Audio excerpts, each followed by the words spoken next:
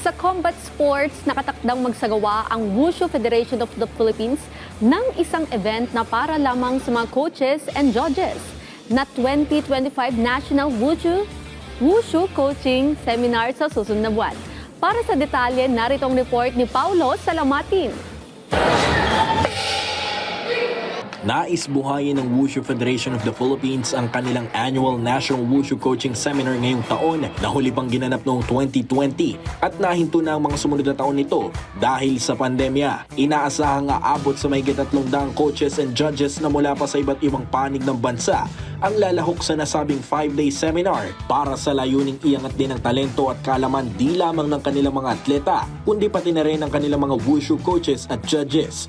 Sa panayam ng PTV Sports, sinabi ni Wushu Federation of the Philippines President Julian Camacho na malaking bagay ang role ng mga coaches upang madali silang makakita ng mga bagong potensyal na mapabilang sa national team balang araw. Very important events kasi at least is important, but judges and coaching, especially the coaching, is also very important. From there, pwede natin, we always ask our those local coaches to scout for the potential bata, to teach them, to start teaching them, and then from there, sumasali sila sa Batang Pinoy, from pambansa. Doon tayo kumukuha ng mga nationalists na to further training. Maliban sa isasagawang seminar dito sa bansa, ani Camacho, ilan sa mga partisipante rito ay ipapadala rin sa magaganap na Coaches and Judges Training Forum sa darating na Abril sa China. Even though na importante yung training ng atleta, but we also have to upgrade yung mga coaching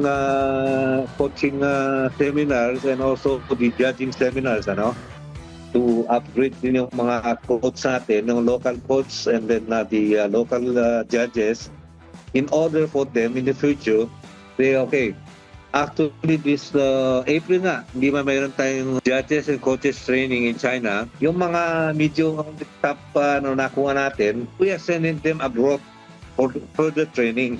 Kasabay ng paghahanda para sa nasabing seminar sa mga coaching and judging personnels, nagpapatuloy naman sa pag-eensayo ang mga Wushu athletes ng bansa upang masiguro ang pagbubulsa ng mga medalya at pagbibigay ng magandang performance sa mahalagang kompetisyong kanilang sasalihan ngayong taong 2025. Paulo Salamatin para sa Atletang Pilipino sa Bagong Pilipinas.